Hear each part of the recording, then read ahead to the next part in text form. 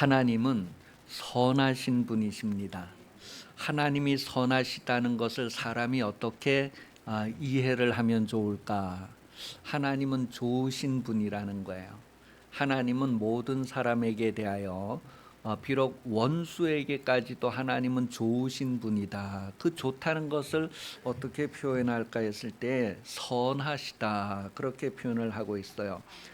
시편 100편 5절에 보면 여호와는 선하시니 그의 인자하심이 영원하고 그의 성실하심이 대대에 이르리로다. 그런 하나님은 좋으신 분인데 원수에게라도 정말 좋은 것으로 나타내시는 분. 그런데 그것을 거절하느냐 받아들이느냐에 따라서 많은 결과가 달라지는 것이죠. 하나님의 선하심을 여러분들은 그대로 받아들이는 인생으로 복을 누리기를 예수님 이름으로 축복합니다. 하나님은 선하시니 선한 일을 행하신다라고 사도행전 10장 38절을 통하여 우리에게 말해줍니다. 보이지 않는 하나님께서 보이는 육신으로 오셔서 선한 일을 행하셨다라고 사도행전 10장 38절이 기록을 하고 있습니다. 예수님께서 이렇게 선한 일을 행하셨을 뿐만 아니라 여러분들도 하나님이 처음에는 흙을 빚어서 지으셨는데 이제 예수 그리스도를 보내어 주시고 예수 그리스도 안에서 새로운 사람을 지으신다라고 표현을 하는데 에베소서 2장 10절 말씀입니다. 에베소서 2장 10절에 보면 우리는 그가 만드신 바라 그리스도 예수 안에서 선한 일을 위하여 지으심을 받은 자니 이 일은 하나님이 전에 예비하사 우리로 그 가운데서 행하게 하려 하심이라. 선한 일을 위하여 지으셨고 선한 일을 행하게 하려 하신다는 거예요. 그러니 선한 일을 행하게 하려고 저와 여러분을 지으셨다 그렇게 성경이 말하는 거죠. 성도가 선한 일을 열심히 해야 될 것을 성경이 말하는데 디도서 2장 14절에 보면 우리가 왜 선한 일을 열심히 해야 될까? 왜 열심히 해야 될까?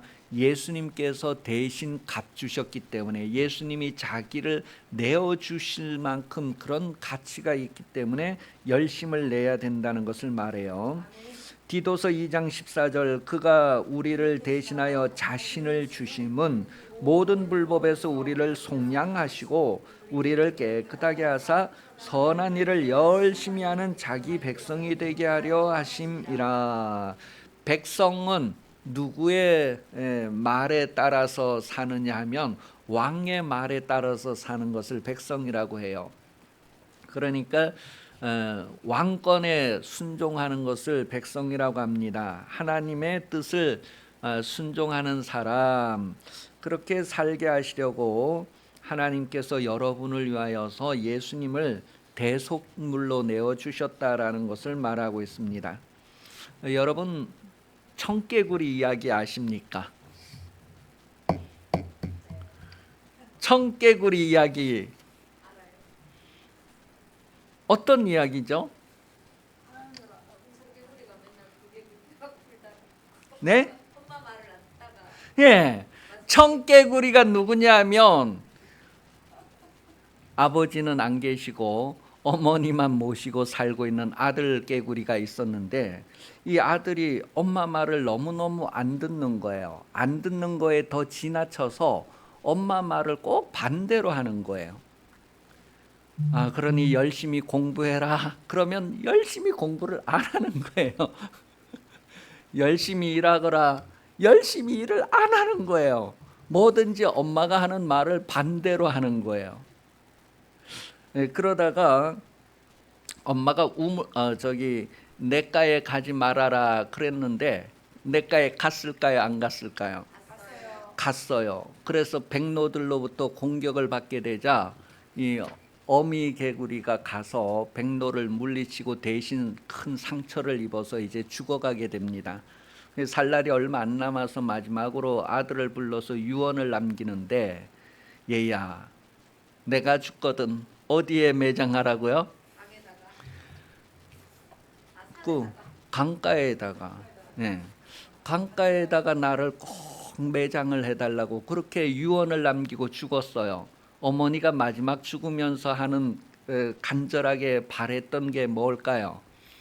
이 아들은 평소에 내가 하는 말을 늘 반대로 했으니까 마지막까지 반대로 할 것이다 라고 생각을 하고, 자신을 강가에 묻어달라고 하면 어디에 묻어줄 줄로 기대를 했어요? 산에 묻어줄 줄 알고 기대를 하고 이제 유언을 남겼어요. 그런데 이 아들이 이제 어머니의 죽음을 보고 마지막에 그래도 어머니의 말씀대로 순종하자, 그래서 강가에 어머니의 묘를 썼어요. 그러니까 비가 올 때마다 어떻게 했어요? 비가 올 때마다 그 어머니의 묘가 떠내려갈 걸 생각하고 계속 울고 하는 이야기. 여러분, 성도들의 삶은 어떠한 삶일까? 하나님께서 거룩하라고 하는데 거룩한 삶을 살고 있는가? 더러운 삶을 살고 있는가?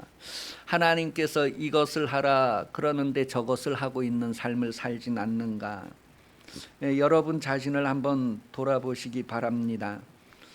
청개구리 교훈을 통하여서 우리가 참 부모의 마음을 정말 못 알아주는구나, 그런 것을 다시 한번 깨닫게 됩니다. 여러분, 예수님께서는 여러분이 선한 일을 할 기회를 주시려고 자신을 대신 희생하셨습니다. 여러분을 위하여 대신 십자가에 지신 것은 여러분이 선한 일을 하게 하시려고, 선한 일을 할 수 있는 기회를 주시려고 여러분을 대속하셨다는 거예요. 히브리서 9장 26절 말씀에 보면, 그리하면 그가 세상을 창조할 때부터 자주 고난을 받았어야 할 것이로되 이제 자기를 단번에 제물로 드려 죄 없이 하려고 세상 끝에 나타나셨느니라. 예수님께서 육신은 누구나 다 한 번 왔다 한 번 가는 건데, 한 번 온 육신에 있어서 자신을 희생 제물로 내어 주셨다는 거예요. 그렇게 함으로 말미암아 여러분이 깨끗하게 되고 죄 없이 되고 여러분이 선한 일을 할 수 있도록 기회를 주시기 위하여 자신을 대신 내어 주셨다.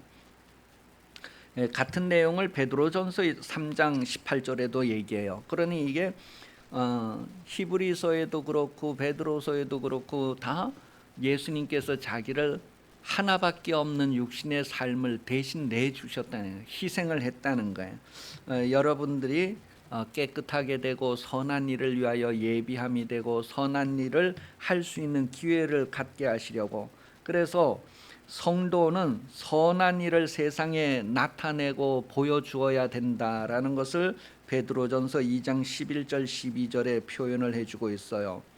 베드로전서 2장 11절 12절 같이 한번 읽어보겠습니다. 2장 11절 12절. 자들아, 거류민과 나그네 같은 너희를 권하노니 영문을 거슬려 싸우는 육체의 정욕을 제어하라. 너희가 이방인 중에서 행실을 선하게 가져 너희를 악행한다고 비방하는 자들로 하여금 너희 선한 일을 보고 오시는 날에 하나님께 영광을 돌리게 하려 함이라. 성도들은 이 세상에서 선한 일을 드러내서 보여주어야 된다는 거예요. 선한 일을.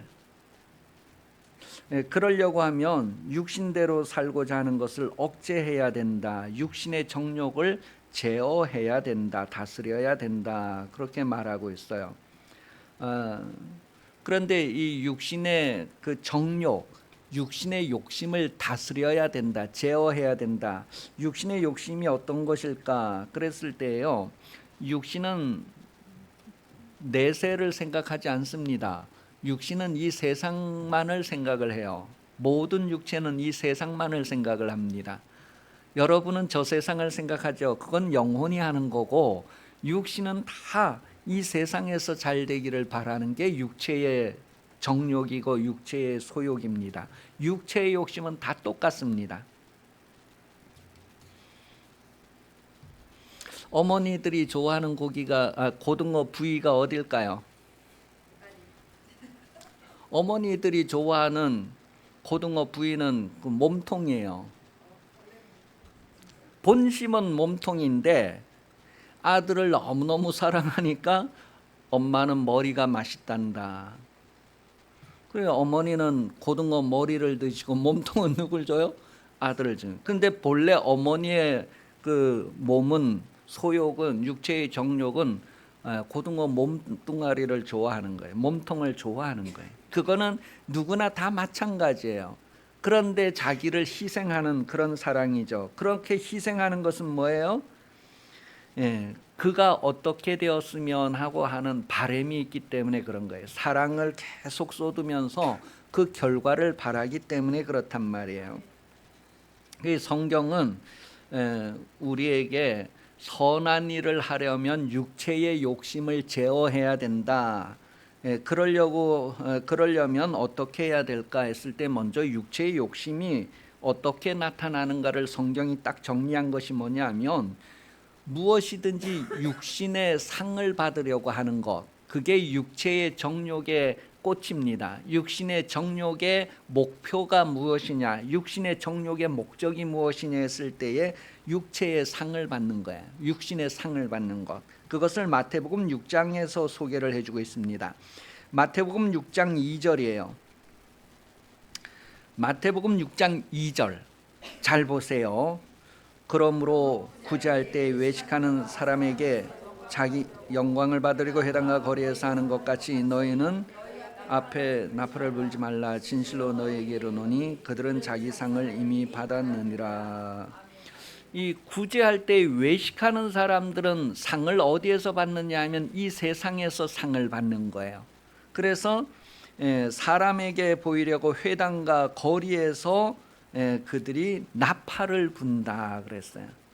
자 여러분 무료 나누어 드립니다. 꽝꽝꽝꽝. 그럼 사람들이 다 모이잖아요.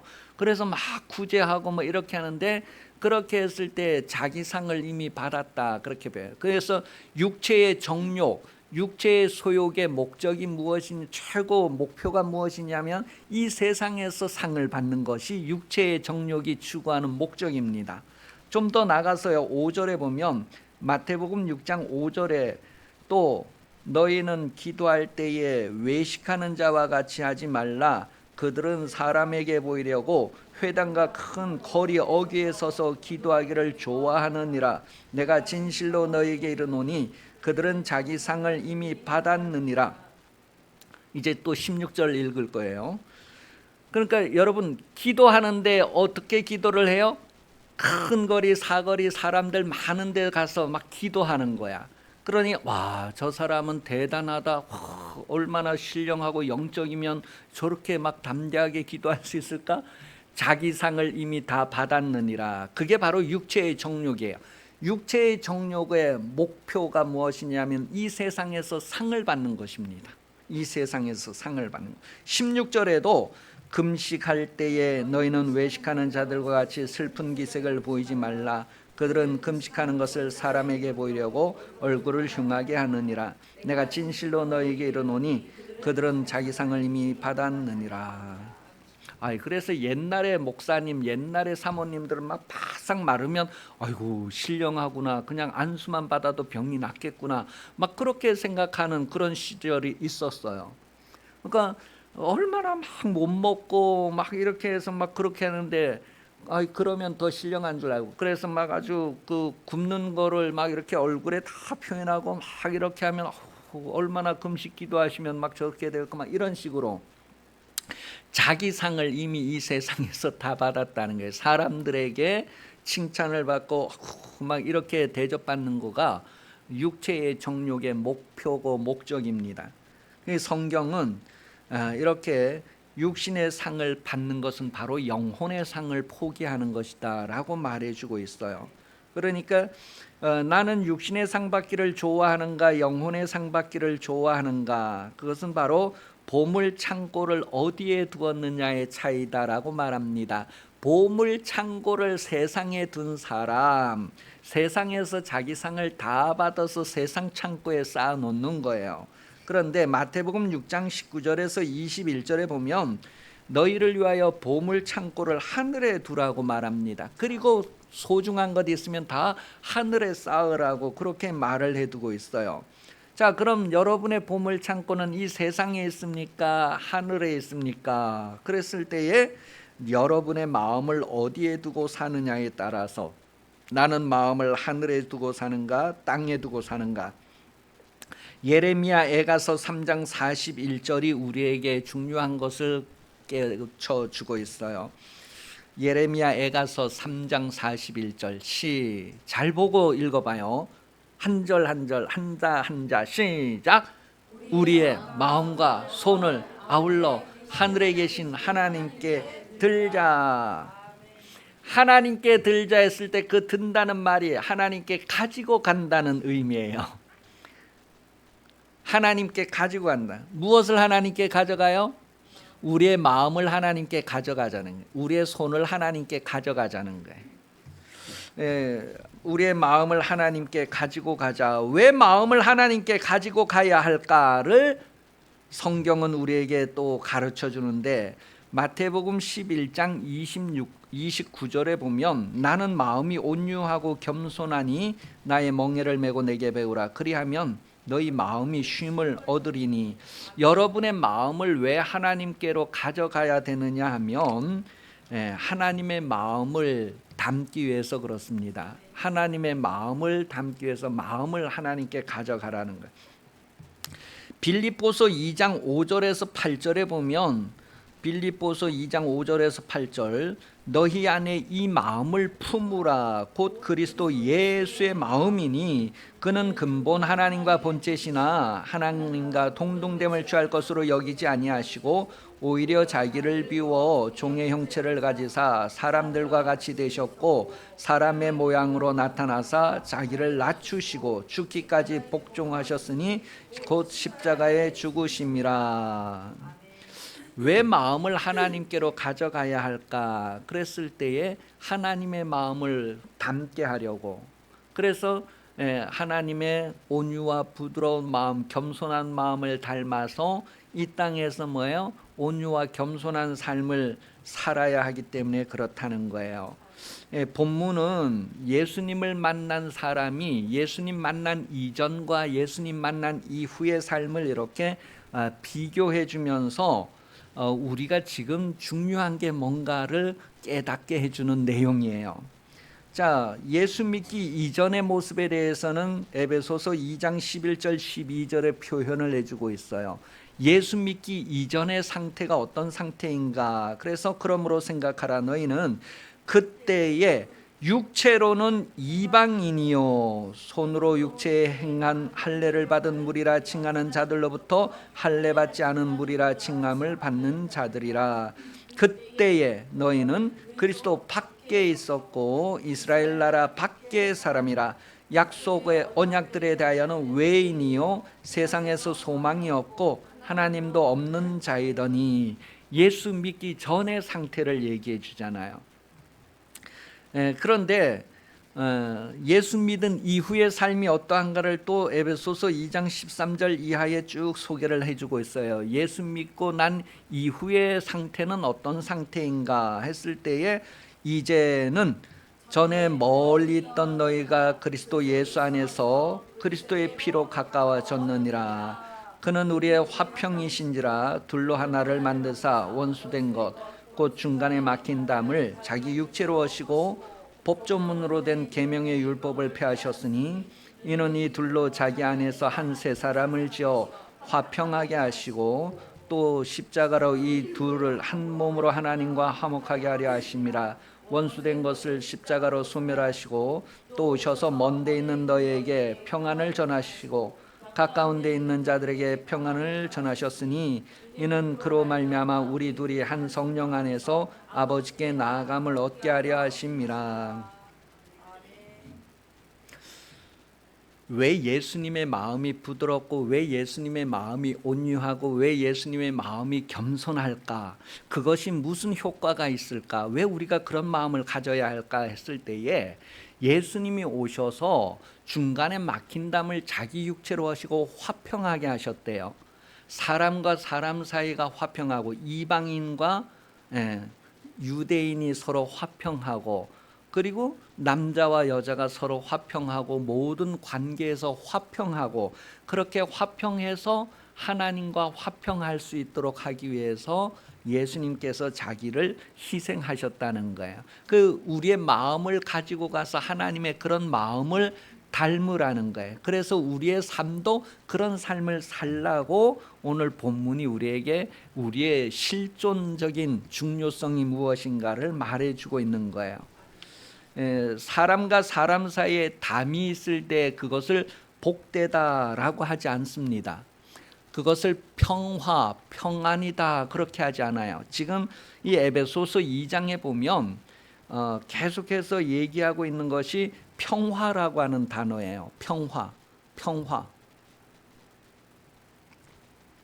2장 13절 이후에 그 예수 믿은 이후에 표현을 할 때 계속 평화, 평화, 평화를 계속 얘기해요. 그것이 뭐냐면 구약의 히브리어로는 샬롬이라고 하는 거예요. 샬롬을 헬라어로는 에이레네 그렇게 표현하는데 왜 이 에이레네를 계속 반복해서 여기 에베소서 2장에서 여기도 쓰고 여기 계속 쓰고 있냐면 예수님의 그 겸손한 마음, 부드러운 마음, 그 마음이 바로 자기를 내어주면서 육체를 내어주면서 원하는 게 뭐냐면 평화였다는 거예요. 평화. 그래서 남자와 여자 사이의 평화, 어른과 아이들 사이에서 평화, 나와 이웃과의 평화, 이 나라와 저 나라와 모든 관계에서 그 평화를 이루어 주시려고 예수님이 자기를 희생했다는 거예요. 그렇게 해서 모든 사람이 평화가 이루어지면 하나님과도 평화가 이루어진다는 것을 예수님이 우리에게 나타내주고 계시는 거예요. 그런 예수님의 마음을 담고 살아가면 우리도 그렇게 평화를 이루는 삶의 주인공들이 되게 되는 것이죠. 그렇게 해서 모든 사람 사이에서 담이 없어지는 것, 평화하게 되는 것, 그것이 바로 우리 성도들의 지금 실제의 중요한 거다라는 것을 말해주고 있어요. 그러니 서로 막힌 담이 헐어지고 문제들이 사라질 때에 예수 안에서 새로운 사람이 된다 그렇게 말합니다. 아담과 하와가 예수 안에서 새로운 사람이 되기 전에는 어떤 상태였죠? 다 당신 탓이야. 밥이 탄 것도 당신 탓이고 집안에 문제가 생기는 당신은 왜? 그러니까 아담과 하와가 당신 탓이다고 다 얘기하는 거예요. 그런데 예수 안에서 한 새 사람, 하나의 새로운 사람이 지어진대. 그 다음부터는 당신 탓이라고 하지 않는 거예요. 그게 바로 평화라는 것입니다. 예수 안에서 두 사람이 예수 안에서 한 사람으로 다시 지어지는 것을 얘기합니다. 그것이 복이다라고 말해요. 예수 바깥에서 너는 너 나는 나 이렇게 서로 막힌 담이 있고 서로 다투고 분쟁하고 구별이 되고 이방인과 유대인, 할례 받은 사람과 안 받은 사람, 뭐 예수 있는 사람 없는 사람, 예수 믿는 사람 예수 안 믿는 사람 막 이렇게 다 담이 나누어져 있었는데 예수님이 오셔서 그것을 화평하게 하셨다는 거예요. 그렇게 화평하게 하시고 새로운 사람으로 지으셨다 그렇게 말합니다. 여러분을 새 사람이라고 할 때 여러분 혼자를 새 사람이라고 하는 것이 아니라 두 사람이 하나가 돼서 새 사람이 되었다라는 것을 말해요. 그랬을 땐 여러분의 고집이라던가 여러분의 아주 주장이라던가 이런 것들을 끝까지 주장을 하면 안 되고 그것을 내려놓고 옆에 있는 사람과 하나가 되는 것, 그게 예수 안에서 새롭게 지어진 사람이다라고 말해요. 여러분 교회에 다니면서도 아직 그렇게 안 된 사람은 새 사람이 안 된 사람은 옛 사람의 상태로 머물러 있는 거예요. 내가 정말 새 사람인가 옛 사람인가, 예수를 믿는다고 하면서 내가 아직 새 사람이 안 된 사람들이 많이 있다고요. 그것은 너와 나 사이에 담이 있는 사람들을 얘기합니다. 예수님이 너의 마음과 손을 가지고 오라는 것은, 손이라고 하는 것은 그 사람이 행동하고 일하는 것을 표현을 하는데, 너가 생각하는 것, 너의 마음에 품은 것, 너의 손으로 하는 그것을 다 하나님 앞에 가지고 오라는 거예요. 그렇게 해서 새로운 사람을 지으신다는 것을 얘기합니다. 예수 믿는다는 것은 내가 다른 사람과 담이 허물어지고 새로운 사람으로서 만들어진다는 것을 말합니다. 그것이 복이다라는 거예요. 그래서 복이 있는 사람, 복이 없는 사람, 그랬을 때 복 있는 사람은 다른 사람과 화평하게 된 상태를 복 있는 사람이다, 그렇게 말합니다. 그래서 둘이 하나가 되어서 복이 되는 것, 그것이 바로 하나님과 화목하는 방법이다, 길이다. 그래서 너 형제와 화목하지 못하고 형제와 형제 사이에 담이 있으면서 교회에 나와서 헌금하고 예물 드리는 것은 하나님이 받을 수가 없다는 거예요. 왜냐하면 형제와 형제 사이에 담이 없어져서 화목한 상태로 와서 예배할 때 하나님과도 하나가 될 수 있다는 거예요. 그러니까 사람 사이에 원수가 지고서 하나님과 화목할 수 없어요. 근데 교회 다니는 사람들이 다 담을 가지고 사는 사람이 많단 말이에요. 육신의 소욕을 가지고 사는 사람들이 많단 말이에요. 그렇게 해가지고는 하나님이 받으실 수 없는 상태가 된다는 거예요. 그래서 하나님과 화목하는 것은 바로 성령의 인도하심, 이끄심을 따라서 하나님께로 나아가는데, 예수님께서 자기 육신을 내어주시면서 우리에게 주신 은혜라는 것을 말합니다. 우리가 하나님 앞에 나아갈 수 있도록, 우리가 다른 사람과 화목하고 하나가 될 수 있도록 예수님이 희생을 했다는 거예요. 그렇게 해서 우리가 이제 화목하고 하나님과 화목한다는 것, 그게 복이라는 거예요. 그것을 위해서 예수님이 희생했다는 것을 말합니다. 그러니 그런 예수님의 마음이 있는 사람들은 다른 사람들과의 관계에서 담을 허물어내는 생활을 합니다. 나와 다른 사람 사이의 모든 담을 허물어내는 삶을 살아요. 그게 평화고 그게 복이기 때문에 그렇습니다. 그렇게 하는 사람이 하나님과 화목되어지고 하나님이 영원히 그에게 거하실 처소로 지으신다라는 것을 성경이 말합니다. 예수 믿는 삶을 사는 것, 그게 왜 중요할까? 여러분은 예수 믿습니까? 네, 아멘. 예수 믿는 삶을 사느냐를 말하는 거예요. 예수 믿습니까? 했을 때 우리는 그냥 나 예수 믿어요, 그러니까 아멘 하잖아요. 그런데 당신 예수 믿습니까? 그랬을 때 나는 예수 믿어요 하는 것은 바로 삶을 산다는 거예요. 내가 다른 사람과 화목해서 이제 삶을 산다. 내가 다른 사람과 화목해서 성전으로 지어져 가고 있다. 그 대답이 바로 당신 예수 믿습니까? 했을 때 아멘 하는 것입니다. 근데 우리는 예수 안 믿으면서도 아멘을 해요. 다른 사람과 화목하고 성전으로 되어져 가지 않으면서도 예수 믿습니까? 하면 아멘 해요.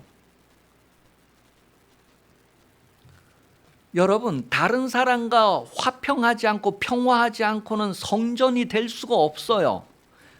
예수 믿는 사람을 성전이라고 할 때 그 사람은 다른 사람과 막힌 담이 없고 화목해서 하나님의 성령이 그들을 성전되게 하시는 역사가 나타나는 거예요. 그 예수 믿는 삶은 하나님의 나라의 시민이요 하나님의 가족의 특권이다, 그렇게 말합니다. 여러분, 예수 믿는 삶이 무엇이냐 했을 때에 하늘나라의 시민이고 하나님의 가족의 특권이다. 그 예수 믿는다는 것이, 다시 말해서 다른 사람과 막힌 담이 없어지고 다른 사람과 화목하고 하나님과 화목해서 하나님이 거하실 수 있는 성전이 되어져 가는 과정에 있는 사람, 그런 사람들이 바로 예수 믿는 사람이라는 거예요. 근데 자기는 성전으로 지금 지어져 가지도 않으면서 예수 믿는다고 하는 거예요. 다른 사람과 막힌 담이 있으면서 예수 믿는다고 하는 거예요. 그건 거짓말하는 거죠. 그래서 에베소서 2장 19절에서 22절 오늘 성경 마지막 부분을 보면요, 그러므로 이제부터 너희는 외인도 아니요 나그네도 아니요 오직 성도들과 동일한 시민이요 하나님의 가족이다, 권속이라. 너희는 사도들과 선지자들 터 위에 세우심을 입은 자라. 여기에서 사도들은 그 뭐예요? 복음을 들은 사람들, 하나님의 나라 복음을 들은 사람들, 그것을 전파하는 사람들을 사도라고 하잖아요. 선지자들은 뭐예요? 구약에서 하나님의 말씀을 듣고 선포하는 사람들을 선지자라 그래요. 그러니까 구약의 그 많은 선지자들과 신약의 많은 사도들이 전한 그 복음 위에, 복음의 터 위에 세워져감을 입었다, 그렇게 표현을 하고 있어요. 그런 사람들에게 대해서 표현할 때에 그리스도 예수께서 친히 모퉁이 돌이 되셨다, 이것은 집 지을 때 이제 주초돌이 되었다는 거예요. 그의 안에서 21절 22절 봐요, 눈 떠서 시작. 그의 안에서 건물마다 서로 연결되어 너희도 성령 안에서 하나님이 거하실 초소가 되기 위하여 예수 안에서 함께 지어져 가느니라. 지금 여기 에베소서 2장 19절에서 22절은요, 그 앞의 내용이 뭐냐면 평화 이렇게 하면서 이제 그 다음에 얘기를 그러므로 하고 얘기하고 있어요. 왜 우리가 평화를 해야 되느냐 하면 하나님이 거하시는 성전이 되어져 가기 위해서 평화해야 된다는 것을 말합니다. 그 예루살렘 성전을 건축할 때에 평화하지 않은 동안에는 그냥 그대로 스톱이 되고 건축이 멈추는 거예요. 그런데 그들이 다 하나가 되고 막 이러면서 성전이 건축되어지는 그런 역사를 얘기하잖아요. 지금 우리가 하나님이 거하시는 영원한 성전으로 지어져 가는데, 그렇게 지어져 가기 위해서는 뭐예요? 화평한, 평화하는 그런 삶을 사는 가운데 성령이 역사하셔서 지어져 가게 된다는 거예요. 근데 화평하지 않으면 성령이 성전 건축을 하지 않는 거예요. 하나님이 거하실 성전이 되어져 가지 않고 스톱이 되어 있게 되는 거예요. 그러니 여러분, 성전이 되어져 가야지만, 완성된 집이어야지만 입주하잖아요. 성전이 되어야지만 영원히 하나님께서 거하시는 성전이 돼요. 내가 너 안에, 너가 내 안에가 이루어지게 된단 말이에요. 요한복음 17장에는 예수님이 우리 안에, 우리가 예수님 안에 영원히 함께하는 것을 얘기하는데, 그 영원히 함께하기 위해서는 뭐예요? 성전으로 완성되어져 가야 된단 말이에요. 성전으로 지어야 된단 말이에요. 그 성령께서 성도들을 성전이 되게 하시는 그 역사가 일어나게 하시려고 평화를 먼저 우리에게 이루게 주셨다. 그래서 예수님이 자신을 희생해서 막힌 담을 헐으시고 평화를 주셨다는 거예요. 그럼 여러분이 성전으로 지어져 가고 있다는 것은 뭐예요? 여러분도 여러분 육체에 사는 동안에 희생해서 누군가와 누군가 사이에 담이 허물어지고, 그가 하나님과 담이 허물어지고, 그렇게 화평하게 될 때 하나님이 성령으로 성전이 되어져 가게 하신다는 거예요. 그 여러분 예수 믿습니까? 했을 때 네, 누구나 대답해요. 그래서 네 해서 천국 가지 못한다는 것을 성경 말합니다. 누구든지 주여 주여 해서 천국 가는 것이 아니라 하늘에 계신 내 아버지의 뜻대로 성전이 되어져야지만 천국 갈 수 있다. 하나님이 그 안에 들어가서 입주할 수 있다는 거예요. 거처를 그리로 옮겨올 수 있다는 거예요. 그 예수님이 지금 처소를 준비하는 중에 있다고 했어요. 천국 가서 예수님이 혼자 천국 뭐 다 지어놓고 우리 야 이제 집 지었으니 들어와라 하는 것이 아니라, 그분이 지금 여러분 속에 함께 하시고 여러분과 함께 그 집을 지으시는 중에 있다는 거예요. 그럼 내가 예수 믿습니다 했을 때에는 그 삶을 얘기하는 거예요. 나는 예수 믿는 사람입니다. 예수 믿는다는 게 뭐예요? 성전이 되어져 가는 것을 얘기합니다. 그래서 성전은 되어져 가지 않으면서 남과 담이 있고 불편하면서 할렐루야 아멘 나는 예수 믿습니다, 거짓말하지 말라는 거예요. 하나님은 각 사람의 마음과 행위를 다 아시는 분이다라고 말합니다. 에베소서 2장 13절 이하에 보면 너희가 전에는 그때에는 이랬지만 이제는 그랬을 때 그 이제는에서 중요한 게 바로 평화라는 것입니다. 에이레네. 그래서 이제는 전에 멀리 있던 너희가 그리스도 예수 안에서 그리스도의 피로 가까워졌다. 여러분, 예수님이 대신 희생하고 피 흘리면서까지도 원수와 원수가 화목하게 하셨다는 것을 말합니다. 그러니 예수 믿는 사람은 뭐예요? 원수가 있을 수가 없어요. 원수까지 오히려 사랑하고 축복하라는 거예요. 똑같이 나인데 하루에 7번 와서 사기치는 놈이라고 할지라도 용서해요. 앞으로 저한테 하루에 7번 잘못해도 충분히 용서하겠습니다. 옆사람에게 7번 한 번만 하면 돼요. 앞으로 당신이 나에게 하루에 똑같이 7번 잘못해도 나는 용서하겠습니다. 시작.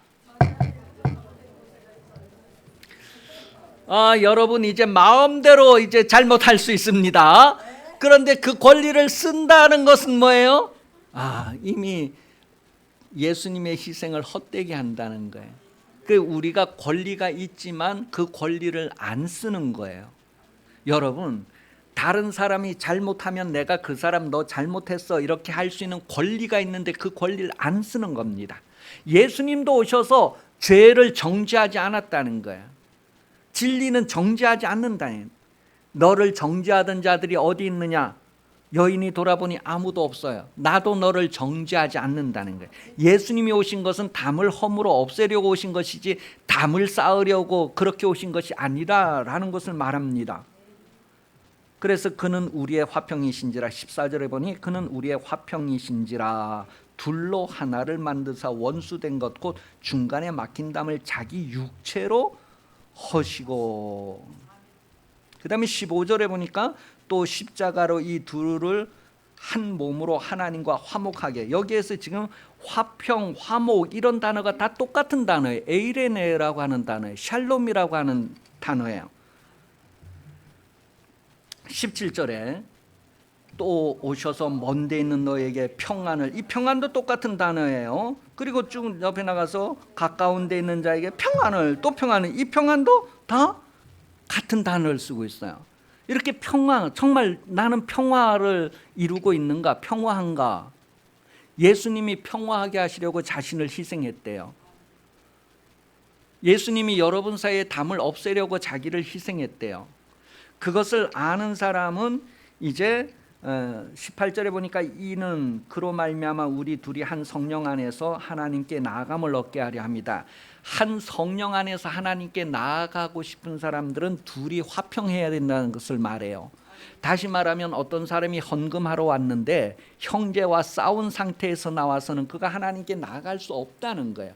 형제와 화평해야지만 그가 하나님께 나아간다는 것은 하나님께 받으신다, 하나님께 받아들여진다는 것을 얘기해요. 그 성전이 되어 간다는 것은 하나님이 입주하시려고 성전이 되어져 가야 되는 거예요. 그런데 성전이 안 되어져 가는 것은 화평하지 않고 담이 있기 때문이에요. 그 교회 다니는 사람들이 담이 있으면서도 자기는 예수 믿습니까 하면 예수 믿는다고 대답을 해요. 그러니까 우리나라의 전 인구의 4분의 1이 예수 믿는다고 했을 때 그 사람들이 다 성전으로 지어져 가고 있는가? 전부 다 담을 쌓고 서로 막 원망 불평하면서 예수 믿습니까 하면 아멘 그렇습니다. 하나님은 막 구토가 나올 정도겠죠. 얼마나 거부가게. 그래서 이스라엘 백성들이 가나안 땅에 들어가서 그렇게 범죄할 때 그 땅이 그들을 토해낸다 그렇게 표현을 하는 거예요. 뜨뜻미지근하면 그대로 토해낸다는 거예요. 그래서 분명하라는 거예요. 분명. 그 예수 믿으려면 정말 예수 믿으라는 거예요. 앞으로 여러분 이제 옆에 있는 사람 하루에 7번을 용서할 정도니까 하나님께서도 감동하실 것 같아요.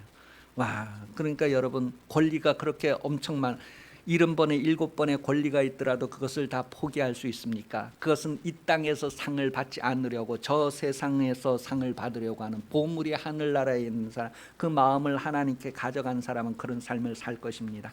그런 삶을 신앙을 승리하기 위해서 이 시간 우리 다 같이 기도하겠습니다. 예수님의 희생이 헛되지 않는 인생을 살게 해주세요. 다 같이 기도합니다.